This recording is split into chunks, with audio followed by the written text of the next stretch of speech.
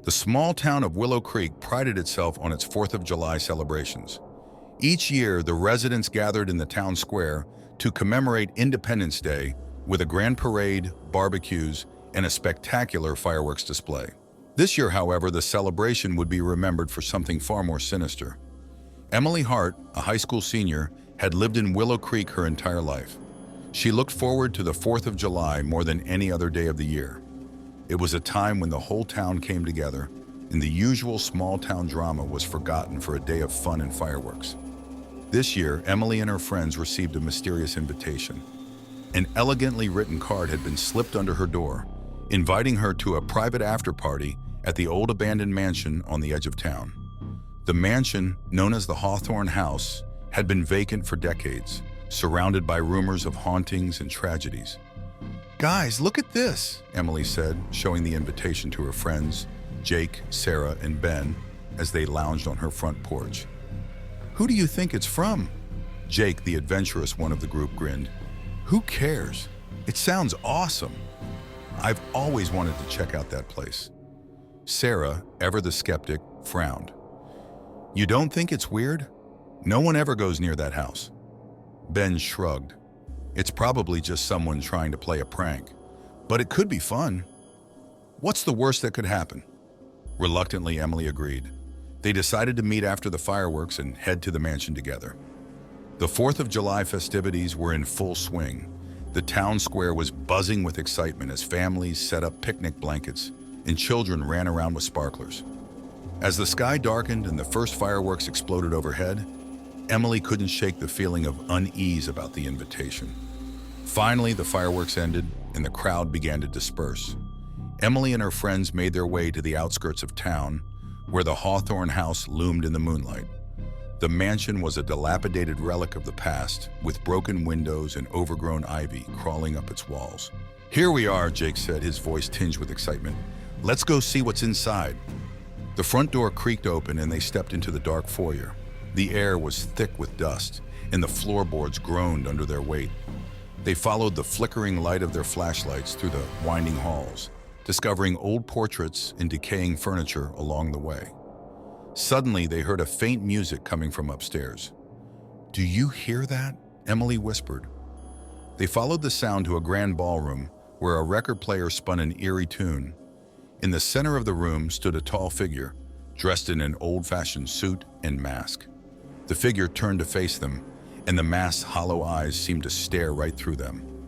"Welcome," the figure said in a deep, resonant voice. "I've been expecting you." The friends stood frozen, unsure of what to do. The masked figure took a step forward. "Don't be afraid. I am your host for the evening. Call me Mr. Hawthorne." Emily's heart raced. "Who are you? Why did you invite us here?" Mr. Hawthorne chuckled. "All in good time, my dear. First, let us enjoy the evening. The night is still young."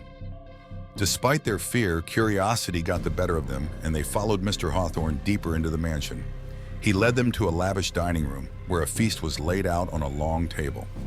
Candles flickered, casting eerie shadows on the walls. "Please sit," Mr. Hawthorne said, gesturing to the table. "Eat, drink, and be merry." They hesitated but eventually took their seats.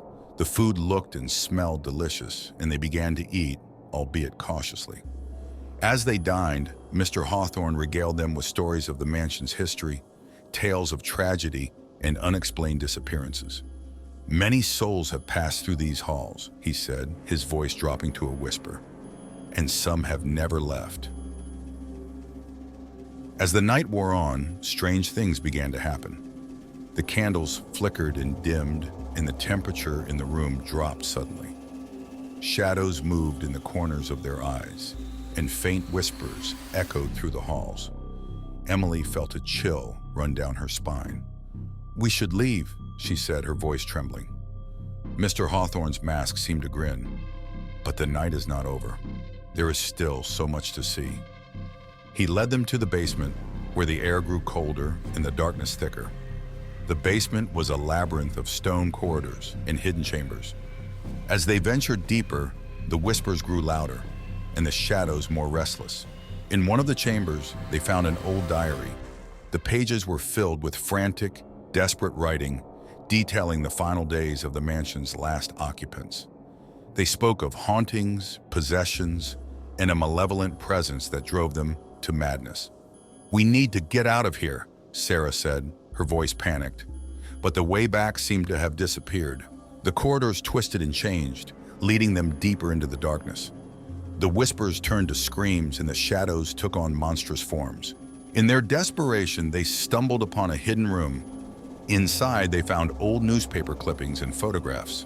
The articles told the story of a wealthy family that had once lived in the mansion. They had vanished without a trace on a 4th of July night many years ago. Among the clippings was a photograph of Mr. Hawthorne, unmasked and smiling. Emily's blood ran cold as she realized who he was. "You're one of them," she said, her voice shaking. "You're part of the family that disappeared." Mr. Hawthorne removed his mask, revealing a face twisted by time and madness. "Indeed, I am. And now you will join us." The room seemed to close in on them as the spirits of the mansion's past victims surrounded them. Their screams filled the air as they were drawn into the darkness, their fates sealed. The next morning, the town of Willow Creek awoke to a sense of unease. The 4th of July festivities had been marred by the disappearance of 4 local teens. The police searched the Hawthorne House, but found no trace of Emily, Jake, Sarah, or Ben. The mansion stood silent, its secrets hidden within its walls. The townspeople whispered of hauntings and curses, and the old rumors resurfaced. The 4th of July would never be the same in Willow Creek, a day now remembered not for freedom and fireworks, but for the chilling reminder that some mysteries are best left unsolved. And every year, as the fireworks light up the sky, the whispers begin anew, and the shadow of the Hawthorne House looms ever darker over the town.